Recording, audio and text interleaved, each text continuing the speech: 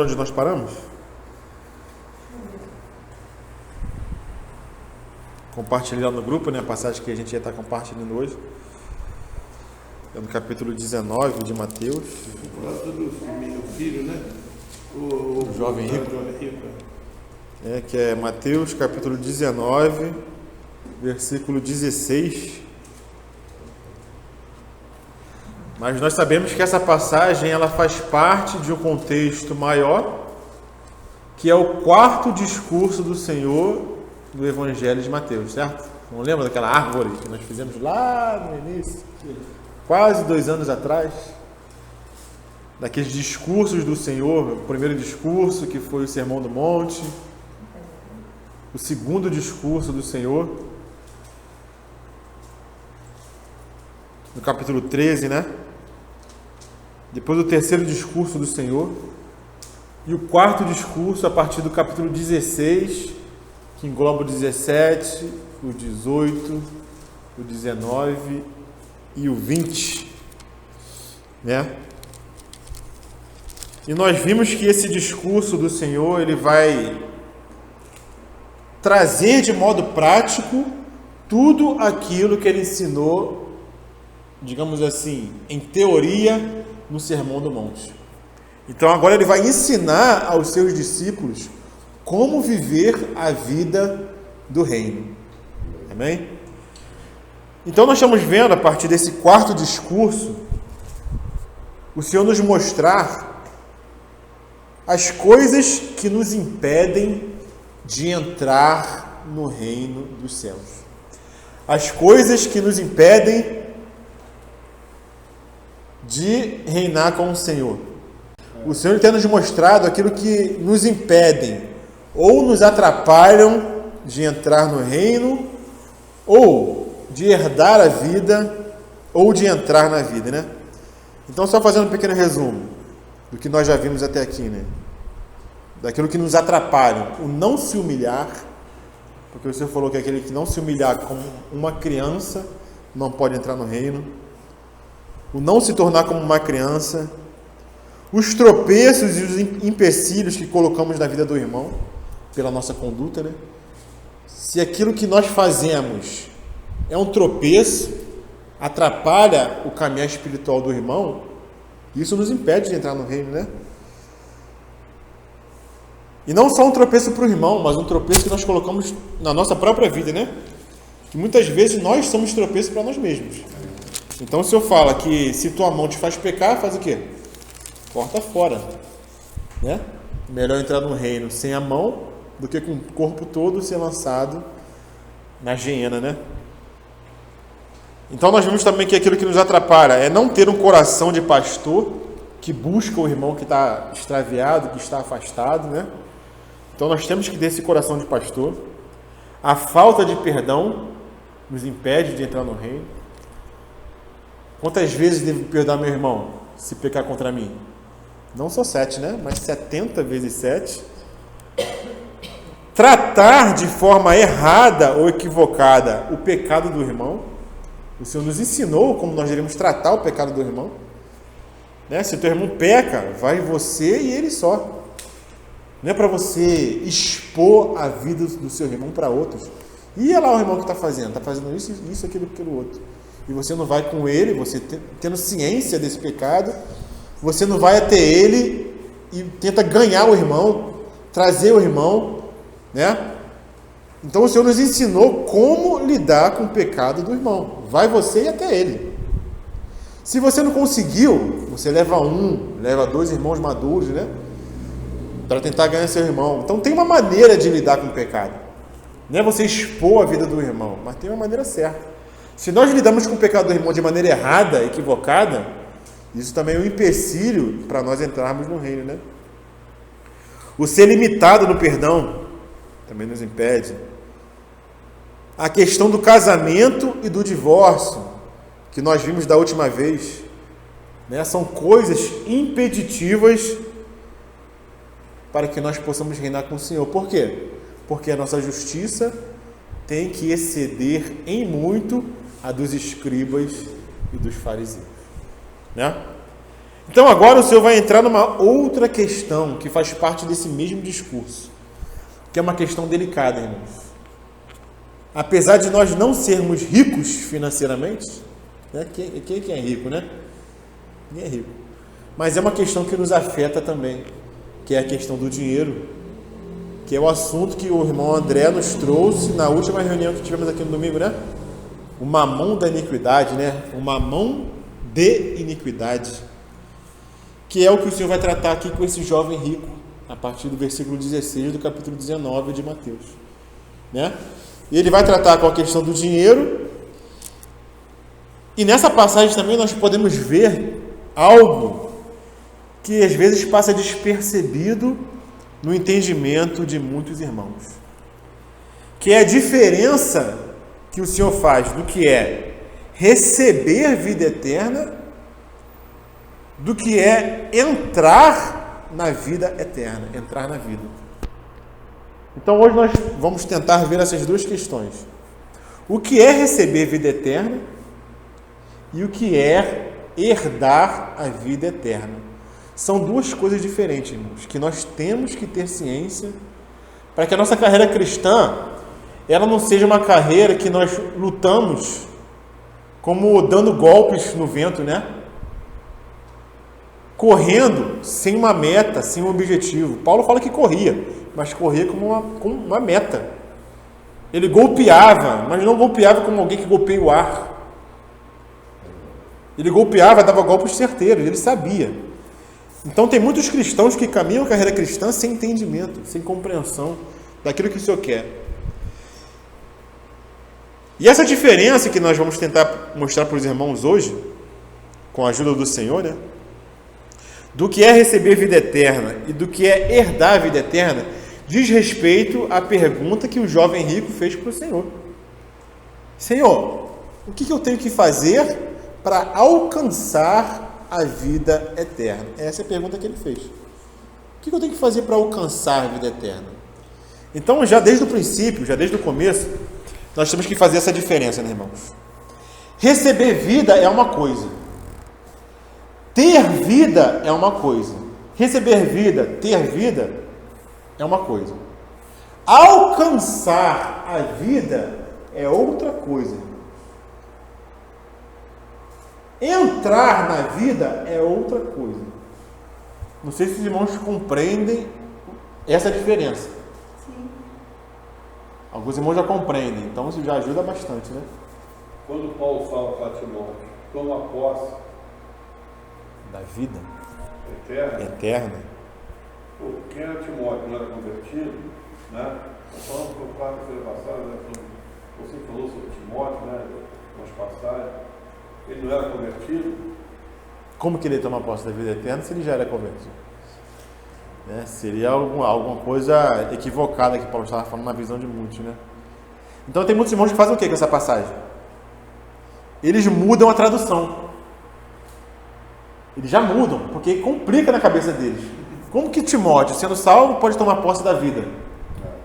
Então, na tradução do grego para a língua que nós falamos, seja português, espanhol, inglês, a tradução já é uma tradução tendenciosa. Então, tem uma tradução que fala nessa passagem o seguinte: toma posse da verdadeira vida. Ele muda a tradução. Não é tomar posse da vida eterna. No original é tomar posse da vida eterna. Então, para poder apaziguar na mente deles essa questão, eles traduzem diferente. Toma posse da verdadeira vida. Isso já muda um pouquinho, né? Pô, verdadeira vida, vida eterna já muda. Então, quem não compreende essas questões e não aceita, né? Eles já leem essas passagens com óculos diferentes. Com óculos da escola que ele segue. Se ele é calvinista, ele vai ler a passagem com óculos do calvinismo, entendeu? Se ele é arminiano, ele vai ler a passagem com os olhos do arminiano. Então, traz muita complicação para o corpo, para a igreja, que não caminha de forma saudável a carreira cristã. Então, esse versículo aí que o Nelly trouxe, diz respeito a quê? A alcançar a vida eterna, a entrar na vida, a herdar a vida, que é diferente de receber vida. Todos os irmãos aqui compreendem essa diferença? Ou tem alguns que ainda não compreendem direito? Pode se manifestar, pode falar. Para mim, receber vida. Receber vida, ter vida eterna é uma coisa. Herdar, alcançar, entrar na vida é outra coisa. Algum irmão não compreende essa diferença? Uma dada, a outra é conquistada. Oi? Uma dada e a outra tem que... Uma é dada, outra é conquistada. Entendeu? Então vamos só para esclarecer os irmãos, vamos lá.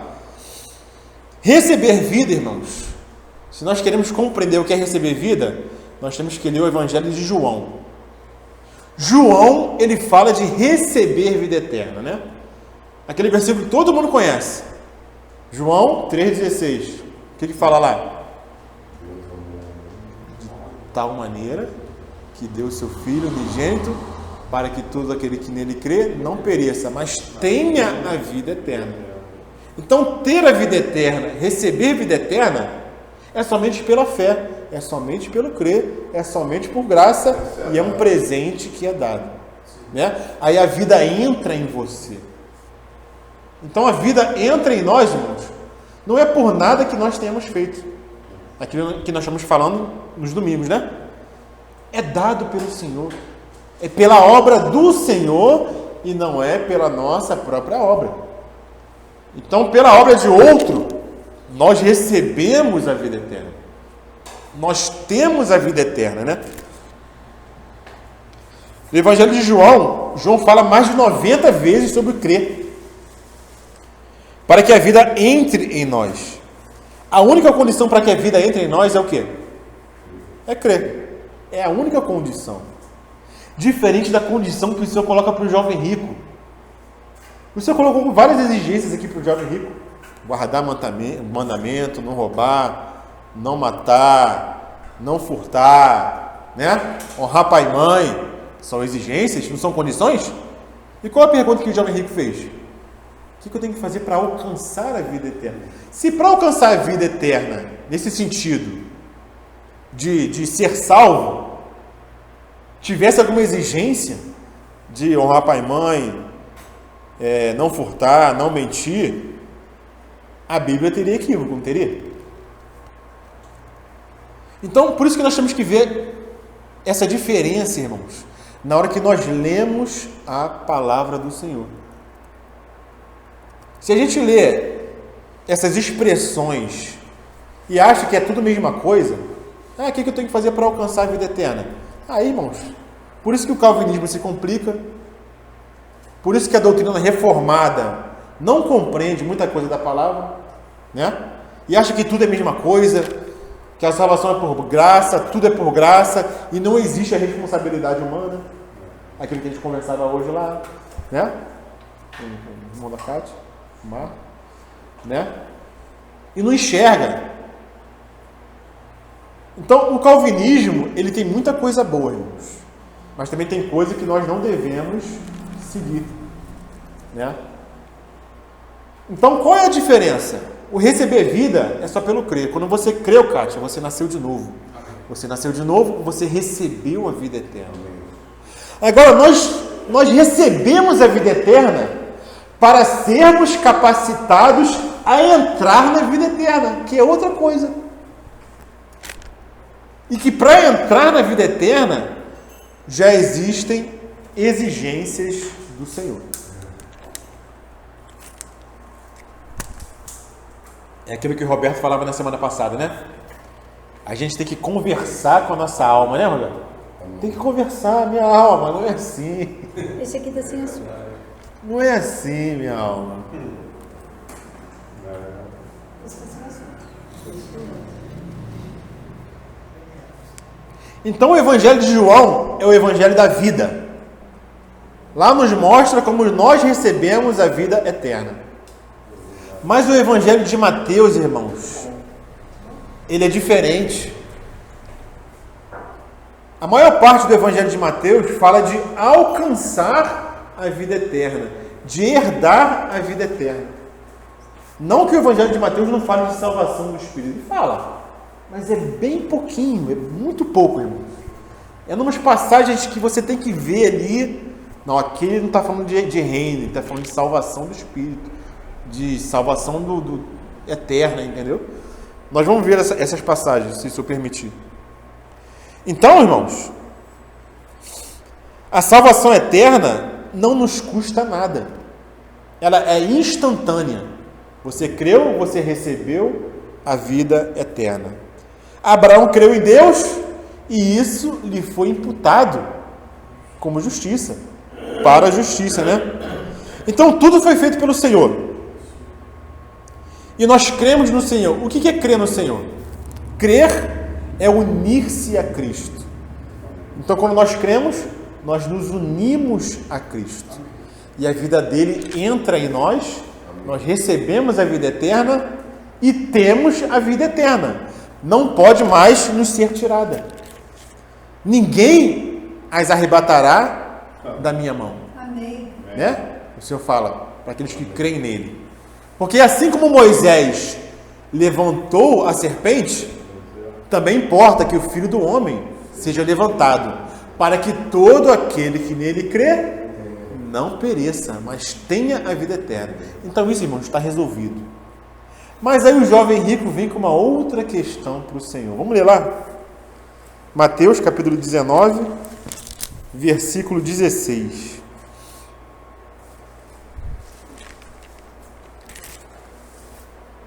Fala assim: e eis que alguém, aproximando-se, lhe perguntou: Mestre, que farei eu de bom para alcançar a vida eterna?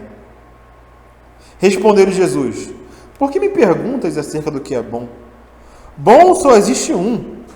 Se queres, porém, entrar na vida, guarda os mandamentos. E ele lhe perguntou: quais? Respondeu Jesus: não matarás, não adulterarás, não furtarás, não dirás falso testemunho, honra teu pai e tua mãe, e amarás o teu próximo como a ti mesmo. Replicou-lhe o jovem: tudo isso tenho observado. Que me falta ainda? Disse-lhe Jesus: se queres ser perfeito, vai, vende os teus bens, dá aos pobres e terás um tesouro no céu. Depois vem e segue-me.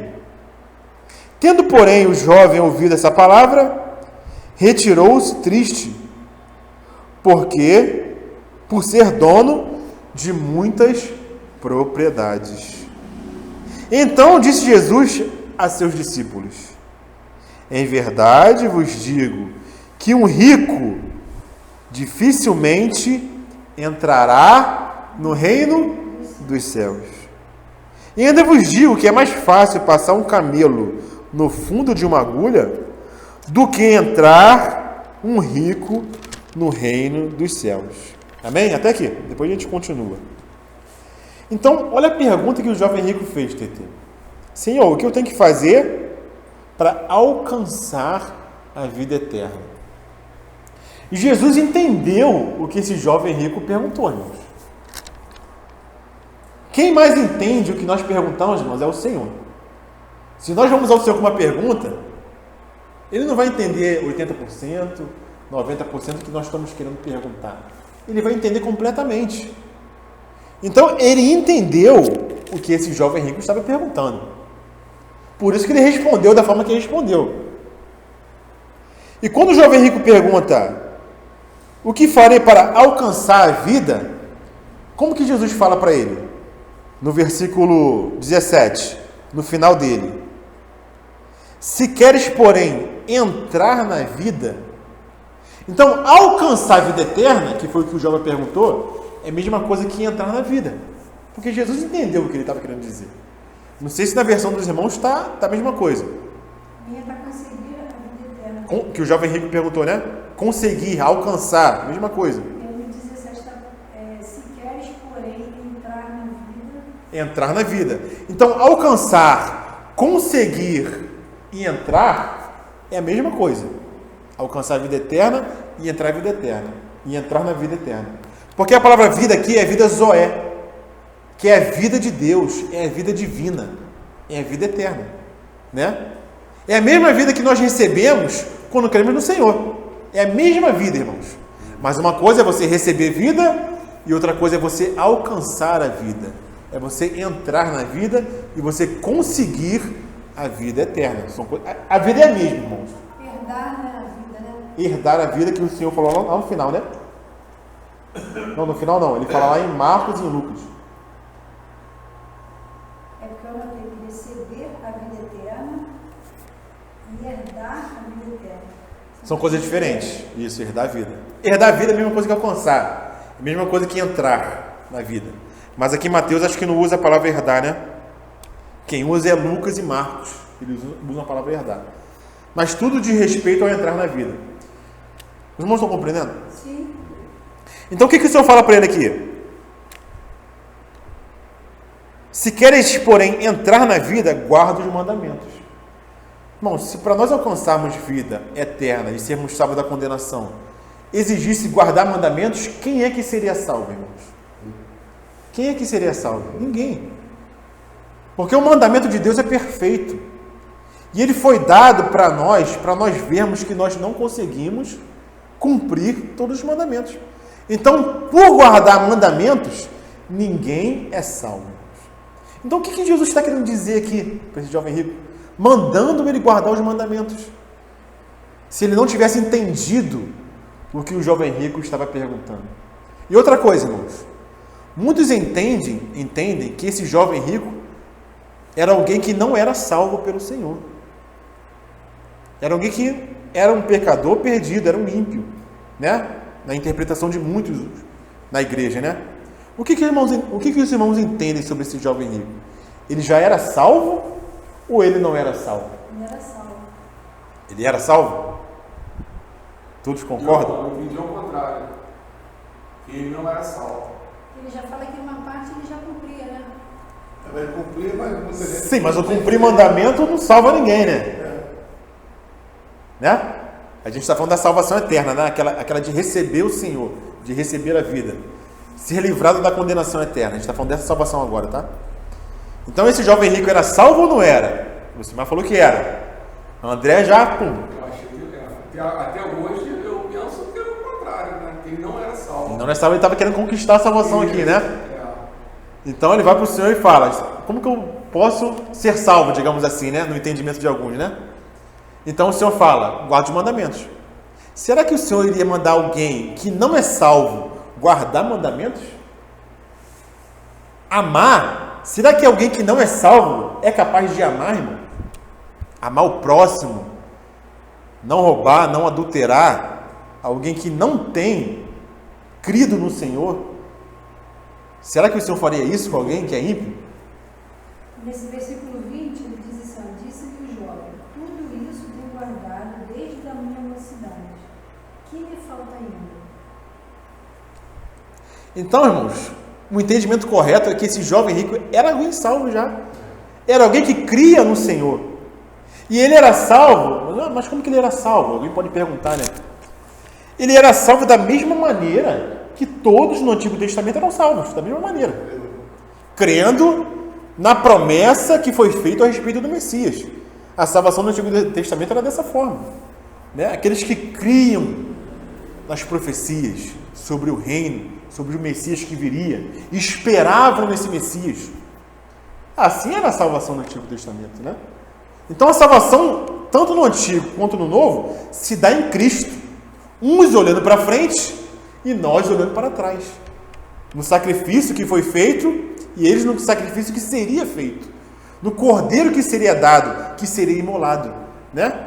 Davi fala disso, irmãos, em muitos salmos, que nele mesmo ele não tinha condições, né? Esperava no Senhor, na salvação que viria do Senhor. Jó da mesma maneira. Esperava a salvação que viria do Senhor, né?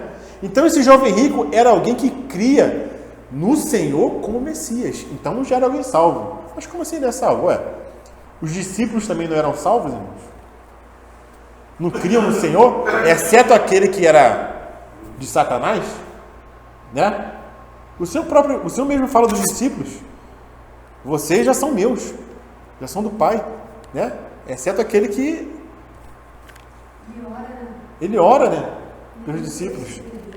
Então, da mesma maneira, irmãos, esse jovem rico já era alguém salvo, que cria no Senhor. Mas ele queria algo além, ele queria algo a mais.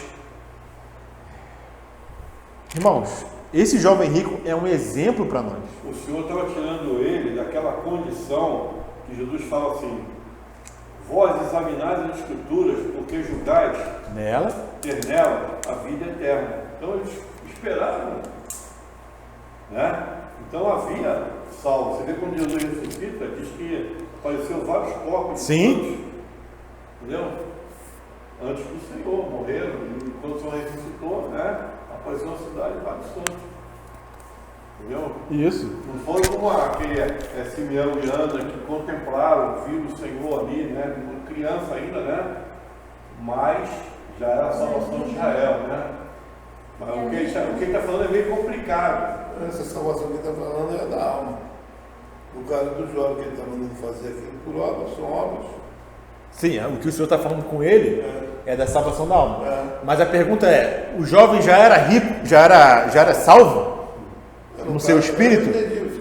Né? Porque a salvação, como ele está falando, era na esperança de uma obra propiciatória que seria feita. Porque lembra daquele publicano e daquele fariseu que oravam ao Senhor? Como que o publicano orava? Senhor, tem misericórdia de mim que sou pecador. Uma tradução mais correta daquela passagem, quando ele fala ser propício a mim, né? Ou ser misericordioso para comigo, não é uma tradução muito boa do que aquele publicano estava querendo dizer. Porque o Senhor fala que ele saiu dali justificado, não fala? Ele saiu daqui justificado. Então quem lançou a doutrina de justificação não foi Paulo, né? Foi o Senhor. Ele saiu daqui justificado. Muita gente fala que foi Paulo, né? A doutrina da justificação. Não, é o Senhor. Esse saiu daqui justificado. Mas por quê? Só porque pediu misericórdia? Ah, sem misericórdia comigo, eu sou pecador. Aí o Senhor foi bonzinho com ele, teve pena e justificou ele. Não. A tradução, uma melhor tradução do que o publicano falou é o seguinte: Senhor, eu sou pecador, eu não tenho condições. E eu espero que o Senhor faça uma obra propiciatória para mim. Porque eu mesmo não consigo. Mas eu espero que o Senhor faça uma obra propiciatória para mim. E por isso que ele saiu justificado. Porque ele esperava que o Senhor fizesse uma obra de propiciação. Fosse propício para ele. Aí ele saiu justificado. Ele não confiava nele. Ele sabia que ele não conseguia, era pecador. Esperava numa obra que seria feita por ele. Essa era a esperança do Antigo Testamento, né? Então, assim como esse publicano, era também um jovem rico. Ele, Senhor, desde a minha juventude, eu tenho guardado todas essas coisas. Era alguém que temia, entendeu? Mas ele queria ser perfeito. Irmãos, esse jovem rico é um exemplo para nós. Problema da tradução. Por isso que é bom a gente ir para os originais gregos. Claro que nem todos têm condição, por isso que o Senhor dá os mestres, os profetas, para poder trazer o alimento para o povo. Então, muita gente traduz, ou vê na tradução, que esse jovem rico está sendo um pouco arrogante, né? Senhor, isso aí tudo eu tenho feito, eu tenho observado. Não parece uma arrogância desse jovem rico? Na tradução. Mas a palavra que o jovem rico usa aqui, quando ele fala para o Senhor, porque o que o Senhor falou para ele? Versículo 17, no finalzinho. Se queres, porém, entrar na vida, guarda os mandamentos. Essa palavra guarda no grego que o Senhor usa é um guardar estrito, detalhado, com perfeição. E é exigente. Você tem que guardar os mandamentos. Quando o jovem rico responde ao Senhor, ele responde com uma outra palavra, que quer dizer outra coisa. Senhor, isso tudo eu tenho observado desde a minha... Aqui em Mateus ele fala assim, no versículo 20. Tudo isso tenho observado. Em Marcos e em Lucas ele fala diferente. Tudo isso eu tenho observado desde a minha juventude. Quando ele responde que tudo isso eu tenho observado e guardado, ele usa outra palavra. A palavra que ele usa é funeso, que quer dizer, Senhor, eu tenho procurado, eu tenho me esforçado para guardar tudo isso. Na tradução soa diferente, né? O que sou na tradução? Senhor, isso tudo eu tenho observado. Como se ele tivesse guardado perfeitamente. Mas não foi isso que ele respondeu. Ele não quis dizer para o Senhor que ele estava guardando tudo perfeitamente e não tinha falha. Ele, Senhor, eu tenho procurado me esforçar, eu tenho procurado guardar com toda a minha força todos os mandamentos. É uma tentativa. Quem é que pode responder melhor do que esse jovem, irmãos? Quem é que tem uma resposta melhor do que esse jovem teve? Qual de nós? Agora eu entendo o que Jesus disse, e está escrito aí, e Jesus o amou. Ele não foi arrogante. Não foi, pô. Ele não foi arrogante, pô. Rapaz, cara. Muitos veem que ele foi arrogante aqui na sua resposta. Ele não foi, porque lá em Marcos fala, e Jesus o amou. Por quê? Porque viu sinceridade, né? Viu esforço. Ele já tinha alcançado algo, assim como nós alcançamos algo no Senhor, nesse sentido de receber a vida, né? Não é esforço nosso, é obra de outro, é propiciação por nós.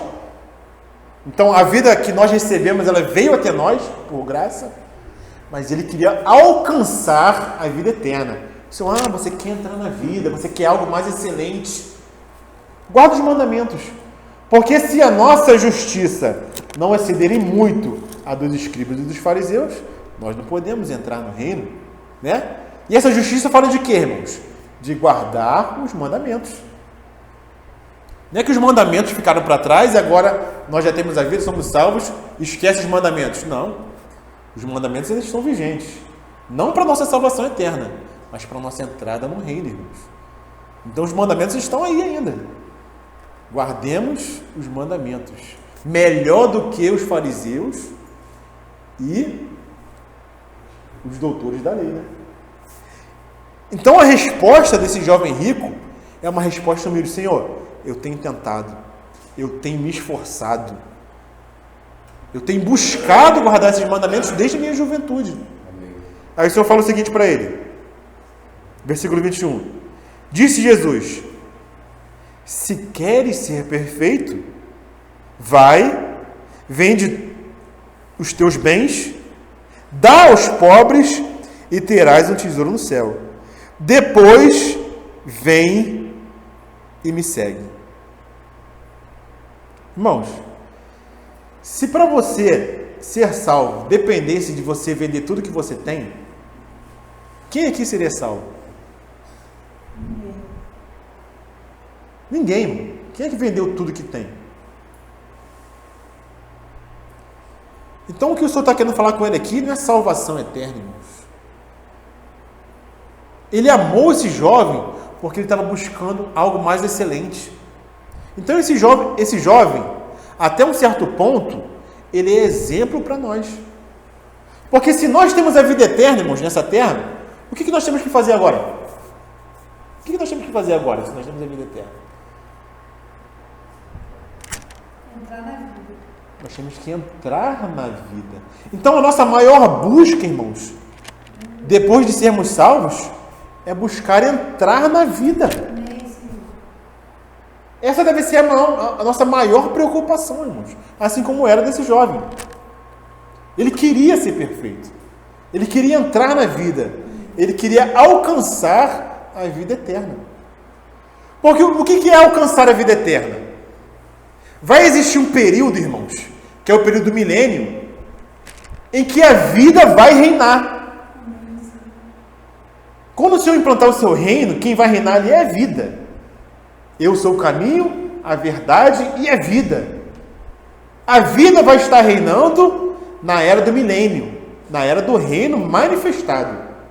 Então, se você quer entrar na vida, que vai estar plenamente governando na era milenial, guarde os mandamentos.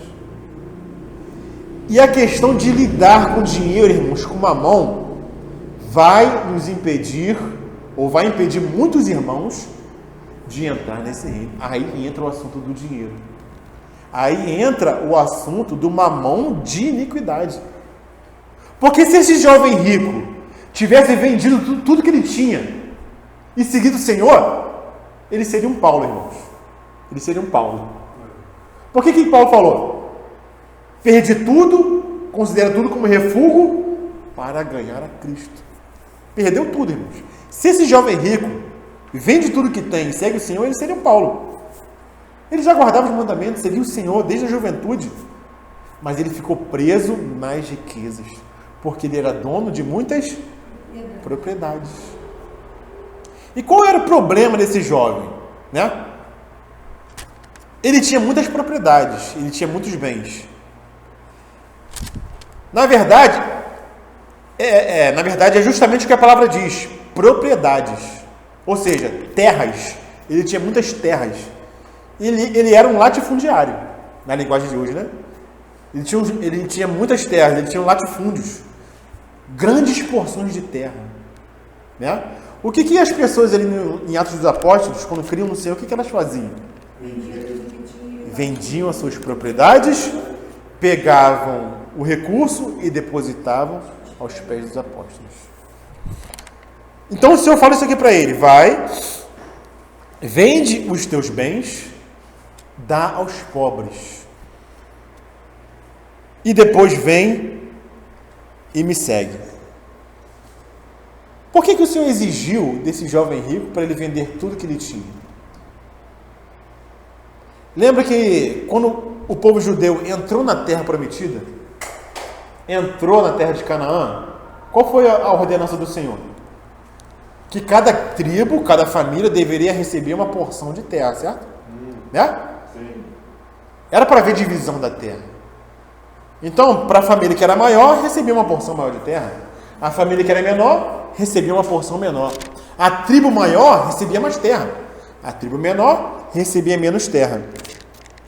E o Senhor, por meio de Moisés, implantou na terra de Israel a questão do jubileu. Os irmãos lembram? De 50 em 50 anos, uma família recebeu uma porção de terra. Ela poderia negociar essa porção de terra, vender uma parte, tá? Negociar, ter uma parte maior porque comprou, plantar mais. Ela podia negociar. Mas no jubileu, que era de 50 em 50 anos, essa terra que foi negociada deveria ser devolvida para o seu dono de origem. Não lembram disso? Isso era uma ordenança na terra de Israel. De 50 em 50 anos você podia negociar. Chegou o jubileu, tinha que ser devolvido. Para quê? Para que não existisse pobre na terra de Israel. Porque a terra é minha, o Senhor falava. A terra é minha. Então na minha terra não tem que existir pobre. A divisão tem que ser justa. Tem que ser equânime. Não tem que ser como uma mão da injustiça, uma mão da iniquidade. Por que lá na parábola do administrador infiel, o Senhor fala do mamão da iniquidade? Porque o mundo lida com os recursos de forma injusta. Né? Eu posso trazer um exemplo. Os irmãos sabem disso. Os irmãos trabalham, não sabem. Quando eu era chefe de departamento de pagamento na Marinha, eu sabia quanto cada um recebia. Eu pegava o contra-cheque de cada um. E eu vi os marujos, os marinheiros, né? Pegava o contra-cheque dele assim, trazendo para valores de hoje, né? Como se fosse um salário mínimo, R$1.300. E eu olhava assim, pô, o camarada aqui tem 3 filhos, paga pensão, tem família, tem empréstimo consignado, e às vezes ele recebia R$800, R$700 para manter uma família. Enquanto que um deputado, lá em Brasília, para assinar um papel, não gasta nada, ele recebe o salário limpinho, não gasta com gasolina, não gasta com moradia, não gasta com terno, tudo é pago. Recebe quanto hoje um deputado, irmãos? 25 mil? Quase 30 e poucos mil? Para não fazer nada, para assinar papel. Vai lá, assina papel. Vai para casa, não gasta do salário, é pago, tudo é de lá. Ou seja, a forma que o mundo trata o dinheiro é uma forma injusta. Porque o Senhor, Ele trata com os recursos conforme a necessidade. Então a divisão para o Senhor tem que ser conforme a necessidade, né? E o Senhor, quando Ele vier reinar, Ele vai julgar as nações porque elas trataram o mamão de forma iníqua. Por isso que fala do mamão da iniquidade. O mundo trata com o dinheiro, com os recursos, de forma iníqua, de forma injusta, né? Então, muitos ganham dinheiro de forma injusta, irmãos. Por isso que quem trabalha com órgão público, que tem que molhar a mão do servidor para poder conseguir alguma coisa, isso é o mamão da iniquidade, né? Acumular riquezas De forma injusta. E os ricos, irmãos, eles caem nisso. Muitas vezes eles caem nisso. Para poder ser rico, empresário, ele tem que lidar com o governo, ele tem que lidar com molhar a mão aqui, molhar ali. Ele vai entrando naquilo, ele vai entrando. E para se libertar, irmãos, é difícil. Então o jovem rico, ele... Por que ele era um latifundiário? Por que ele tinha muitas propriedades? Porque as autoridades judaicas conseguiram um jeitinho de burlar a lei de Deus, que dizia que de 50 em 50 anos as terras deveriam ser devolvidas, para que não houvesse pobre na terra de Israel. E eles conseguiram burlar a lei do Senhor com as suas próprias leis. Não é só lá que tem um jeitinho brasileiro, também existe um jeitinho judeu, né? Deram um jeitinho de burlar isso. E eles conseguiam acumular propriedade que passava de pai para filho. E isso não era devolvido. Por isso que existiam pobres entre eles. Por isso que o Senhor fala para ele: vai, vende seus bens e dá aos pobres. Porque ele era rico em cima da pobreza dos outros. E é assim mesmo hoje. E assim mesmo hoje. Acontece a mesma coisa, não é nada diferente. Então o Senhor fala para ele: se queres ser perfeito, vai, vende os seus bens, dá aos pobres, e depois ainda tem que ir seguir o Senhor. Se quer ser perfeito, né? Esses pobres seriam qualquer um. Qualquer um da terra de Israel ali. Qualquer um dos pobres. Existiam muitos pobres, irmãos. E existiam pobres porque ele era rico. Então o Senhor estava colocando a culpa da pobreza dos outros nele. Você é culpado da pobreza dos outros. Porque você está acumulando bens.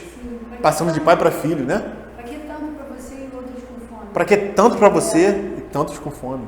Não é que o Senhor estava sendo comunista aqui. Não é. Não é isso. Não tem nada a ver com comunismo. Antes de você falar, eu lembrei do Lula aqui, fiquei pensando. Não tem nada a ver com comunismo, de você alimentar quem não quer trabalhar. Não é isso. Alimentar vagabundo. Você dá para vagabundo, para quem não quer trabalhar. Aquele que não quer trabalhar também não coma. Por isso que a gente tem que ter sempre a palavra toda, né? De Gênesis a Apocalipse. Não é você dar para quem não quer trabalhar. Mas você tem que dividir de forma justa, irmãos. De forma equânime, né? Conforme a necessidade. Conforme a necessidade. Por quê? Porque a terra é minha, a terra é do Senhor. Mas o homem acha que a terra é dele. A terra não é dele, né? Então cada um deveria ter o seu pedaço de terra para trabalhar naquele pedaço de terra. Por isso que ele fala que quem acumula tesouro nessa terra, a traça vai morrer. A traça corre e não junta tesouro no céu, né? Então, irmãos, no céu existe banco também, tá? No céu tem banco. Porque Paulo fala o seguinte... Banco, é. Porque Paulo fala o seguinte: não, eu estou pedindo oferta aqui, mas não é para mim mesmo, não. Não é para que eu tenha alguma coisa, mas é para que o seu crédito aumente nos céus. Ele fala. Para que o seu crédito aumente, pô. Então no banco, no céu também tem banco. É o banco do Senhor. Ajunte tesouro no céu e não na terra, né? Então, irmãos, esse jovem estava querendo alcançar a vida, entrar na vida. O que impediu esse jovem de alcançar a vida? O que impediu ele de alcançar a vida? O dinheiro. O dinheiro, bro. Ele amou a riqueza. E lá em Marcos fala que o Senhor amou ele, irmãos. Querem abrir lá em Marcos? Vamos abrir lá em Marcos, capítulo 10, 17. E Jesus, 21, olhando para ele, o amor. Aí, ó, 21. E Jesus, fitando, o amou e disse: só uma coisa te falta. Só faltava uma coisa, irmãos. Só faltava uma coisa. Uma coisa te falta. Vai, vende tudo o que tens e dá aos pobres, e terás um tesouro no céu. Então vem e segue. Quase que ele, irmão. Faltou pouco, né? Por quê? Porque ele fala o quê? Eu tenho tentado observar os mandamentos. E um dos mandamentos é o quê? Não furtarás, que o Senhor fala para ele. Não furtarás. Então o Senhor mostra para ele que ele estava furtando. Não, você não está guardando do jeito que eu quero, você está furtando. Você tem mais do que você precisa. E porque você tem mais do que você precisa, muitos não têm o que precisam, muitos são pobres. O assunto que o Senhor está falando aqui é de um mandamento que existia na terra de Israel, de 50 em 50 anos, as terras serem redistribuídas, voltar aos seus donos originais, para que não houvesse pobre na terra, né? Então a questão do acumular desse jovem rico é um acumular que gera pobreza para os outros, entendeu? É um acumular que explora, né, os outros. A gente vê muito acontecer isso na questão da exploração imobiliária, né? Muitos vão lá, muitos políticos fazem isso, né? Eles adquirem uma porção de terra lá no meio do nada, que é bem baratinho, pum. Mas como ele faz parte do governo, ele vai levar o asfalto para lá, ele vai levar a luz elétrica para lá, porque sabe que aquilo vai valorizar. Ele vai construir, ele vai vender. E a vida dele é só isso. Ele vive a vida fazendo isso, né? E muitas pessoas também. Não, vou comprar um imóvel aqui, vou alugar, vou trabalhar mais, vou comprar outro lá, vou alugar. E a vida dele é só essa. Acumular, acumular, acumular e fazer mais. Entendeu? É dessa questão que ele está falando. Não está falando de um ter imóveis para você ter uma renda para se manter. Não é essa a questão, entendeu? A questão não é essa, só para fazer essa diferença. Outra coisa que tem que ter, irmãos, uma explicação, né? É que quando o Senhor fala para ele ser perfeito, não é uma perfeição sem pecado. Não é isso que o Senhor está querendo dizer. A perfeição que o Senhor está querendo dizer aqui é ser alguém maduro. Alguém que em determinado assunto alcançou a maturidade. Não que ele não tenha que crescer em outras coisas, em outras áreas. Mas naquela questão ali, ele alcançou uma maturidade. É essa que é o significado do ser perfeito, né? Quer falar alguma coisa? Não, a questão das riquezas, né? Aí o Senhor vai desenrolando aqui, no Marcos, né, também, que a dificuldade de um rico entrar no reino dos céus, né? Por causa do coração, né? Por causa dessa escravidão do coração ao dinheiro. Sim. E isso não necessariamente é só com quem tem terra. Não. É com um miserável que não tem nada, mas ele é escravo do dinheiro. Sim. Ele é louco pelo dinheiro, ele é maluco pelo dinheiro. Sim. Então ele ganha um pouquinho e ali ele já fica com o coração avarento, mesmo sendo pobre. Trabalheiro. Né? Então não é necessário somente o rico. Não. Porque normalmente o rico, né? A gente já se deparou na caminhada, né? Ele não dorme. Em paz não dorme, não. Não dorme em paz. Só que aí nem sabe que a Bíblia diz, que o próprio Senhor diz que o rico, ele acumula dinheiro para o pobre, os tesouros para o pobre. Isso, é. Deus da ordem libera para o pobre. Ele nem sabe o que é. Está lá em Salmo, né? Isso é tremendo, né? É o coração mesmo, né? Aí o Senhor aproveita esse jovem, né? E o Senhor ainda é amor, né? Aí ele rasga logo. Deus sabe onde o coração de cada um está. Ele sabe Porque às direito. vezes você é pobre, mas você traz um negócio que é profissional vindo. Isso. E eu estou travando, o Senhor está falando e eu estou segurando, porque eu vou guardar aquilo ali, mas o Senhor já falou no coração, que a gente sabe quando o Senhor fala, né? Aí eu não quero liberar para ele, aí eu já estou com problema lá com o Senhor. O Senhor está falando, libera. Olha, eu tive um amigo meu, um senhor, né? Eu fiz amizade com ele, eu tinha 21 anos, eu comecei com o meu comércio lá, que não tinha nada dentro, era uma loja vazia que não está aqui, né? E ele era um alfaiate do lado. E ele fez amizade comigo ali, porque ele era só, ficou viúvo e tudo lá para cá. Então eles ficaram conversando, eu não tinha nem empregado para ficar de noite, não tinha porta para fechar, era 24 horas. Então ele ficava comigo até 1h da manhã, depois ele ia dormir lá na casa dele e eu ficava ali fazendo companhia. Eu fiz amizade com ele, né? Foi meu amigo mesmo, acho que um dos poucos amigos que eu tive na vida. E ele era ateu. Mas se você batesse na porta dele, ele te ajudava, ele me ajudou muita gente, qualquer pessoa. Botava dentro da casa dele. E ajudava mesmo. Né? E ele dizia que Deus era a natureza. E para ele era miserável. Ele ia no mercado, ele não comprava batata para ele ia naquelas cortadas que ficam assim embaixo, levava aquela batata cortada aqui, aproveita a metade, comprava aquilo. Ele fazia, dizia que era sopa de vinho, um vinho com pão era tomate com vinagre e pão, tudo para economizar e acumular coisas. Mas ele mesmo não gozava não tinha coragem de fazer o que a gente faz, chegar no restaurante, comer, beber. Ele não tinha, não. A gente ia comer junto às vezes no restaurante, aí ele pegava o pão, aí vinha a comida, a carne, ele pegava o pão, cortava o pão, enfiava a carne dentro e metia no bolso do paletó. Aí depois vinha dentro do ônibus assim, come aí, rapaz, come aí, rapaz. Ia ficar com vergonha aquele negócio. Então ele era um homem que tinha um coração bom. Mas acontece que ele era avarento. Ele não conseguia gastar com ele mesmo. Ele tinha pena de gastar. Mas aos outros ele ajudava. Uma coisa interessante isso dele. E não conheceu o Senhor. Então, voltando aqui, irmãos.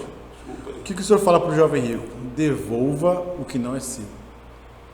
Tudo que ele havia acumulado não era dele, né? E por gerações, a família dele, porque ele herdou, né, aquelas propriedades, tinha defraudado o Senhor, né? Então devolve o que não é seu, né? Dá aos pobres, porque não é seu. Então, irmãos, muitos irmãos, eles vão perder a entrada no reino porque nunca trataram esse assunto do mamão, né? Então vão perder a entrada no reino por causa desse assunto, o assunto do dinheiro. Foram ricos para si e não para Deus, né? Então, aquela passagem que fala, não acumuleis para si tesouro na terra, né? Então, irmãos, se alguém já é salvo, o que mais ele deve buscar que realmente compense nessa terra? O que é? Se alguém já é salvo? Entrar na vida, herdar a vida, entrar no reino. E isso é a única coisa que compensa, irmãos, nessa vida, né? E quando nós enxergamos isso, compreendemos que tem um reino a ser conquistado, a gente vai começar a lidar com as coisas dessa terra de forma desapegada. Claro que todos nós temos que alcançar isso, em várias áreas da vida e principalmente na questão do mamon, principalmente na questão do dinheiro, porque nós temos que aprender a ser como crianças. Criança, ela depende do pai, né? E se nós cremos no pai, que é rico, totalmente rico, e que ele vai suprir os seus filhos, né? Nós vivemos como crianças. E como que nós não temos que aprender isso? Cada um de nós, eu tenho que aprender isso. A viver como criança nas mãos do pai, né? Existia uma irmã no passado, né, que ela era empregada doméstica. A patroa e ela eram cristãs, né? Quem conta essa história é o irmão Otmani. E ele fala que a patroa era uma cristã nominal, né? Mas a empregada era uma cristã verdadeira que vivia alegre, irmãos, trabalhando, louvando o Senhor, alegre, né? E a patroa ficava encucada com aquilo, né? Vive louvando, vive alegre, porque toda hora tu tá alegre, né? Qual é o teu motivo de estar alegre? Aí ela falou, porque o meu pai, ele é muito grande, meu Deus é muito grande, e eu estou nas mãos dele. Assim mesmo que ela falou. Aquela patroa ficou pensando assim, eu vou pegar essa empregada. Não, vem cá, mas se o teu Deus é tão grande, as mãos deles também são grandes, não são? São grandes. E você é tão pequenininha, como que você garante que você não vai escorregar pelas mãos dele? É assim mesmo. Como você garante que você não vai escorregar, não vai nem perceber se você escorregar? Aí a empregada pensou assim, não, você não está entendendo. Eu não sou alguém na mão dele, eu sou um dedo dele. Não tem como eu cair, entendeu? Não tem como. Cara, tremendo. Eu tô nele, eu não estou só na mão, eu faço parte, entendeu? Então nisso estava a segurança dela, a alegria dela, entendeu? Mesmo naquela vida ali mais simples, entendeu? E a patroa que tinha condições não compreendia essa alegria, né? Eu não vou cair das mãos dele, como que eu vou cair? Eu não sou um grão de areia na mão de alguém que tem a mão grande, que cai e você nem percebe, né? Eu sou parte dele, eu sou um dedo da mão dele, né? Tremendo, né? Tremendo. Quanto que a gente não tem que aprender com isso, né, irmão? Da mão dele ninguém nos tira, entendeu? Então, irmãos, o Senhor ele vai nos provar nesse assunto. Ele vai nos provar, assim como Jó perdeu tudo que tinha. É um fogo que vem nos provar, né? Então, irmão, o Senhor ele vai nos provar nesse assunto. Né? O fogo do Senhor vai nos alcançar para que nós sejamos inteiramente dele, né? Perfeitos nessa caminhada, maduros nessa caminhada, né? Em todos os assuntos, né? Então, o jovem rico, ele estava salvo, mas ele estava preocupado com o galardão. Era a preocupação do jovem rico, galardão. O que eu vou fazer para alcançar, para herdar? Ele estava preocupado com a herança. Por isso que Jesus o amou. O Senhor ele quer nos salvar, mas Ele quer que nós estejamos preocupados também com a herança do reino. Porque no reino milenial a vida vai reinar, irmãos. Só uma pequena explicação aqui. A vida vai reinar. No final de todas as coisas, Deus será tudo em todos, certo? Ou seja, lá, depois do reino milenial, todos os salvos vão entrar na glória, certo? Aqueles que o Senhor de antemão conheceu, a esses predestinou, aos que predestinou chamou, aos que chamou justificou, e aos que justificou glorificou. Ou seja, no final, todos vão herdar a vida eterna no novo céu e na nova terra. Todos os salvos estão predestinados a isso. Mas nós podemos experimentar essa vida de forma antecipada, irmãos. Hoje e no reino milenial. Essa vida que vai se manifestar lá depois, no novo céu e na nova terra, já pode ser experimentada no reino milenial do Senhor. Isso que é herdar a vida de forma antecipada, irmãos. Quem quer experimentar essa vida de forma antecipada, irmãos? Essa vida que não morre. Essa ressurreição antecipada do Senhor. Ou você quer esperar o reino milenial, passar por uma correção, passar por uma disciplina, por um fogo da hiena, para só no final você experimentar isso. Porque quem não experimentar essa vida no reino milenial, vai experimentar outra coisa, tá, irmão? Não acha que você vai ficar lá tranquilo. Não vou experimentar, vou esperar o final. Vou esperar o novo céu e nova terra, aqui vou ficar tranquilo. Porque no final é só. Não vai. No final vão vir todos, mas vão passar o sofrimento. Sim, porque se você não foi capacitado de experimentar essa vida de forma antecipada, é porque você foi negligente, é porque você foi irresponsável, é porque você não foi transformado com o caráter de Cristo. A escolha desse jovem, né? Ele ficou triste. Moisés, né? Oi? Por Moisés. A gente vai chegar nas Ness. Mas A gente vai chegar. mas A gente vai chegar nas Ness. Calma, é Mateus 25 ainda, vai chegar. Tremendo isso aí, irmão. Elas vão alcançar, mas não igual as outras. As Nessas é tremendo. É algo diferente, as Nessas é diferente. Elas vão desfrutar da vida. Mas vão perder algo também. Mas voltando aqui para o jovem rico. Nós podemos experimentar essa vida de forma antecipada, irmãos. Né? E a oportunidade de nós sermos transformados e ganhos no nosso caráter é agora. Né? Esse é o tempo, né? Presente. E só para terminar, quando o Senhor fala assim lá em Mateus 18, né? Voltando aqui, Mateus 19.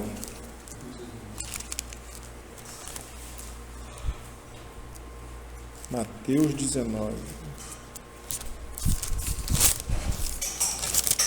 23. O Senhor fala assim, né? 23. Em verdade vos digo que um rico dificilmente entrará no reino dos céus. O que você está querendo dizer aqui com dificilmente um rico entrará no reino dos céus, né? Uma tradução melhor seria: quão grande luta travam os possuidores de riqueza para entrar no reino. Ou seja, quem tem dinheiro, quem ama o dinheiro e é do Senhor, ele trava uma luta tremenda. Não só os que possuem, mas também os que amam, né? Também tem gente que não tem, mas ama o dinheiro, ama aquilo. quão grande luta travam os possuidores de riqueza para poderem entrar no reino. É uma luta tremenda, irmãos, porque o mamão também é um senhor. Ele governa sobre a vida. E para você se livrar desse senhor, irmãos, é uma luta tremenda. Então, quão grande luta travam os possuidores de riqueza para poderem entrar no reino, né? É isso que o Senhor quer falar. O irmão Robert Gouveia, ele fala o seguinte: só existem 2 casos que Deus permite que um crente tenha dinheiro e seja rico. Só 2 casos que o Senhor permite que alguém tenha dinheiro e seja rico. Ou é para ele vender tudo e dar aos pobres, que foi o que o Senhor falou para o jovem, né? Eu te permito ser rico, mas quando eu te mandar vender tudo, você tem que vender. Vende tudo e dá aos pobres. É uma dos casos que Deus permite que alguém seja rico. E é outro caso que Deus permite que algum dos seus filhos sejam ricos, é para que ele seja generoso em boas obras. São as 2 únicas possibilidades de um filho do Senhor ser rico e herdar o reino, né? Ou é para vender tudo e dar aos pobres, ou é para ser generoso. Assim como Cornélio, né? Que era generoso nas suas esmolas, e as suas esmolas chegaram até o céu, né? Assim como os Jabes também, né? Sim. Os Jabes, ele pediu riqueza, mas com a garantia que o Senhor ia à frente dele. Sim. Para que alargasse as tendas, foi ali na questão do dinheiro, né? Tremendo, né? Então, quanto que nós temos que aprendermos a vivermos dependentes do Senhor? Não é fácil. Esse jovem travou uma grande luta interna. A gente não sabe se depois, posteriormente, ele seguiu o Senhor, né? Não sabe. Pela passagem aqui, ele foi embora sem vender tudo e triste, né? Guardou suas posses, mas não sabe, ninguém sabe se lá na frente ele voltou atrás, né? Então, só para finalizar, 2 versículos, 2 passagens. 1 Timóteo, capítulo 6, versículo 17. Foi uma lição, né, Maicon? O fim desse jovem a gente não sabe mais. O Senhor amou ele. Uma lição, né? O Senhor viu que ele era alguém sincero, que buscava o Senhor, né? Também. É 3,17? 1 Timóteo 6, 17. Exorta aos ricos do presente século para não serem orgulhosos, nem depositem a sua esperança na instabilidade das riquezas, mas em Deus, que tudo nos proporciona ricamente para nosso aprazimento. Que pratiquem o bem, sejam ricos de boas obras, generosos em dar e prontos para repartir. Que acumulem para si mesmos tesouros, sólido fundamento para o futuro, a fim de se apoderarem da verdadeira vida. Essa tradução aqui não está muito boa, né? Alguém tem uma tradução diferente daquele versículo que o Nelly trouxe? Façam bem, enriqueçam em boas obras, repartam-lhe boamente e sejam comunicados, que entesourem para si mesmo um bom fundamento para o futuro, para que possam se apoderar da vida eterna. Da vida eterna, se apoderar da vida eterna. Alcançar a vida eterna. Então, essa minha tradução aqui está ruim. Porque ele fala, para Deus tudo é possível, né? Por isso ninguém entraria, não passa, é mais fácil passar um camelo no fundo de uma agulha de um rico. A vida eterna entrou em nós para que nós pudéssemos alcançar a vida eterna. Entrar nela. Né? Esse é o objetivo da vida ter entrado em nós. Nos capacitar a entrar, a herdar a vida eterna, né? Então, o último versículo, Salmo 127, versículo 1 e 2. Salmo 127, 1 e 2. Se o Senhor não edificar a casa, em vão trabalham os que a edificam. Se o Senhor não guardar a cidade, agora sim, em vão vigia a sentinela. Inútil vos será levantar de madrugada, repousar à tarde, comer o pão que penosamente granjeastes. Aos seus amados, irmãos, ele o dá enquanto dorme. Não é tremendo isso aqui? É. Não, já acumulei muito. O que eu vou fazer? Vou derrubar os meus celeiros, vou construir maiores para poder acumular mais. Né? Nós não podemos viver dessa maneira, né? Buscando riqueza desse mundo e não confiando em Deus, não sendo rico em boas obras. Ao Senhor, aos santos do Senhor que Ele ama, Ele dá enquanto dormem, né? Quem faz o rico e o pobre? Senhor. É o Senhor, que faz tanto um quanto outros, né? Agora o homem, ele quer buscar riquezas por si mesmo, apartado do Senhor. É para a sua própria condenação, né? É para a sua própria ruína. Se o Senhor não guardar a casa, em vão vigia o sentinela, né? Se o Senhor não edifica a casa, né? Em vão trabalham os que edificam. Pode até edificar, mas é em vão. Pode até vigiar a cidade, mas é em vão. Se o Senhor não estiver nessa causa, se o Senhor não estiver de frente, é para a nossa ruína, né? Eu posso até alcançar uma riqueza, alcançar, entendeu, um status, mas se não é no Senhor, é para a minha própria ruína, né? Então que mesmo nisso nós possamos aprender, mesmo errando, nós possamos ser disciplinados pelo Senhor, para que Ele nos ganhe. Amém, irmãos? Amém. Amém. Glória a Deus.